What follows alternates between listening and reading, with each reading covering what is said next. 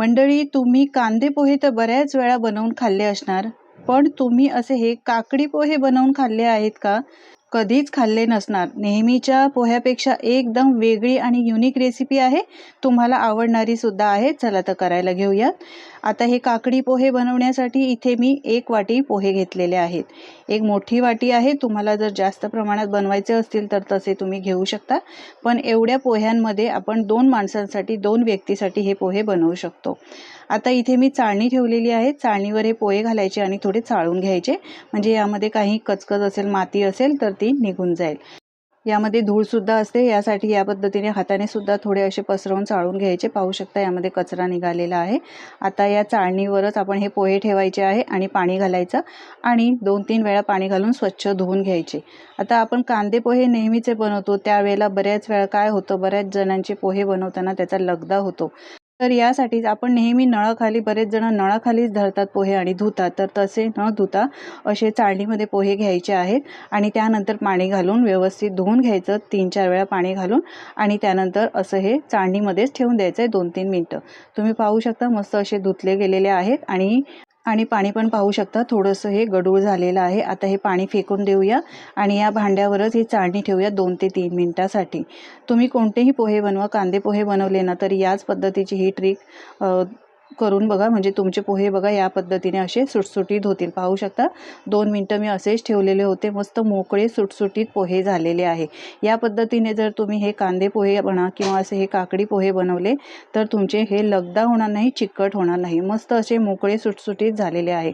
आता याच भांड्यामध्ये हे पोहे मी काढून घेतलेले आहेत. यानंतर आपण काकडी पोहे बनवतो, यासाठी एक मी काकडी घेतली आहे. ही जी काकडी येते ना, गावरान काकडी येते, ती घेतलेली आहे. देठ काढायचा आणि तो थोडासा चावून बघायचा. कधी कधी काकडी असते कडू, यासाठी चावून बघायचा आणि त्यानंतरच त्याचा वापर करायचा आहे. काकडी चांगली असेल तरच आपल्याला त्याचा वापर करायचा. आता इथे किसणी घेतली आहे. किसणी घेताना जाडी साईडची जी बाजू असते ना, त्या बाजूने आपल्याला ही साल न काढताच काकडी किसून घ्यायची आहे.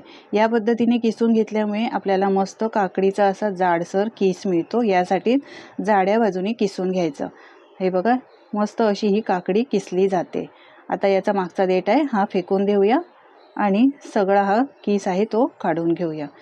मंडळी, तुम्हाला माझी जर रेसिपी आवडत असेल तर प्लीज एक लाईक करायला अजिबात विसरू नका आणि तुम्ही ही रेसिपी कुठून पाहता हे सुद्धा कमेंट करून नक्की सांगा, म्हणजे मी तुमचे आभार मानू शकेन. पाहू शकता मस्त असा जाडसर आपल्याला काकडीचा किस भेटलेला आहे.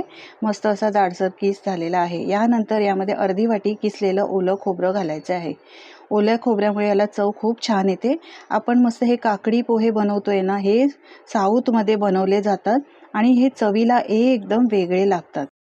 पोहे, काकडी आणि खोबरं व्यवस्थित मिक्स करून घेतलेलं आहे. गॅसवर कढई गरम करायला ठेवली आहे. आता घालूया 1 चमचा मोहरी आणि 1 चमचा जिरं. मोहरी आणि जिरं चांगलं तडतडू द्यायचं. मस्त याचा खमंग सुगंध यायला पाहिजे. यानंतर घालूया भरपूर कढीपत्ता. कढीपत्त्याचा फ्लेवर सुद्धा खूप चांगला येतो, त्यामुळे याचा नक्की वापर करा.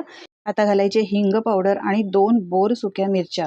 या मिरच्या जर तुमच्याकडे नसतील ना, नाही घातल्या तरी सुद्धा चालतील. जर तुमच्याकडे लाल सुक्या मिरच्या असतील त्या घातल्या तरी सुद्धा चालतील. 1 चमचा डाळवं आणि 1 चमचा उडदाची डाळ घातलेली आहे. सफेद उडदाची डाळ जी येते ती घातलेली आहे.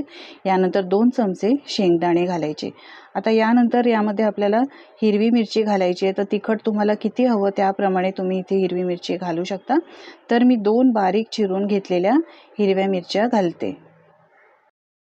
आता हे सगळं मिक्स करून घ्यायचं आहे. 2-3 मिनटं आपल्याला चांगलं मिक्स करून घ्यायचं आहे, म्हणजे डाळी आणि शेंगदाणे चांगले परतले जातील. फक्त 2-3 मिनटं आपल्याला हे मिक्स करायचं आहे, जास्त मिक्स करायची गरज नाही. हे बघा, हे काकडी पोहे आहे ना, फक्त 7 ते 8 मिनिटामध्ये बनवून तयार होतात. जास्त वेळसुद्धा लागत नाही. आता यानंतर एक बारीक चिरलेला कांदा घालायचा आहे आणि कांदासुद्धा चांगला परतून घ्यायचा आहे. आपण नेहमीचे पोहे बनवतो ना, त्यावेळेला आपण हळदीचा वापर करतो, पण यामध्ये आपण हळदसुद्धा घालणार नाही आहोत.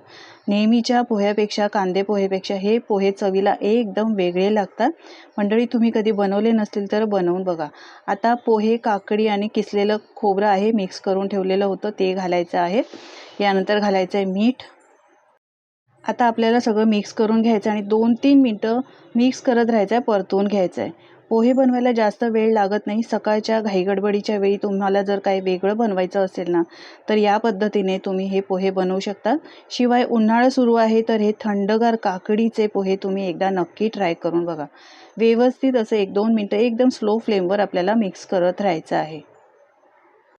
चांगलं असं मिक्स करून घेतलेलं आहे, म्हणजे मीठ आहे ते व्यवस्थित पोह्यांना लागलं जाईल. छान असं मिक्स करून घेतल्यानंतर याला आता मस्त अशी चव येण्यासाठी यामध्ये घालायचा आहे अर्ध्या लिंबाचा रस. लिंबाची फोड मोठी असल्यामुळे मी अर्ध्या लिंबाचा वापर केला आहे. तुम्ही एका लिंबाचा वापर करू शकता. आता मिक्स करून घेऊया. लिंबाचा रस घातल्यामुळे याला मस्त चटपटीतपणा येतो. हे बघा मस्त असे आपले हे काकडी पोहे तयार झालेले आहेत. आता घालायचं आहे बारीक चिरलेली भरपूर कोथिंबीर. मस्त दिसतायत ना, हे बघा. आता परत मिक्स करून घेऊया. नेहमीच्या कांदे पोहेपेक्षा हे काकडी पोहे चवीला एकदम भन्नाट लागतात. तुम्ही जोपर्यंत बनवून खात नाही ना, तोपर्यंत तुम्हाला याची चवसुद्धा कळणार नाही. तर एकदा या पद्धतीने तुम्ही या उन्हाळ्यामध्ये असे हे काकडी पोहे नक्की बनवून बघा. उन्हाळ्यासाठी खास मी अशी काकडीची रेसिपी अपलोड केलेली आहे. काकडीचा डोसा, काकडीची कोशिंबीर, त्याची रेसिपीसुद्धा नक्की पहा. लिंक डिस्क्रिप्शन बॉक्समध्ये दिलेली आहे. तुम्हाला ती रेसिपीसुद्धा नक्कीच आवडेल. तुम्हाला वजन कमी करायचं असेल तर असे हे पोहे बनवून खाऊ शकता, कारण यामध्ये भरपूर प्रमाणात फायबर असल्यामुळे पोट दिवसभर भरलेलं राहतं. सकाळी नाश्त्याला तुम्ही खाल्लं तर दुपारपर्यंत काहीही खायची इच्छा होत नाही. त्यामुळे एक्स्ट्राचं काही चटरपटर खाल्लं जात नाही. पोट भरलेलं राहतं आणि साहजिकच वजनसुद्धा कमी होतं. तर पोटाला थंडावा देणारे हे काकडी पोहे तुम्हीसुद्धा करून बघा. आजची रेसिपी कशी वाटली कमेंट करून नक्की सांगा. जराही आवडली असेल तर लाईक करा आणि शेअर करा.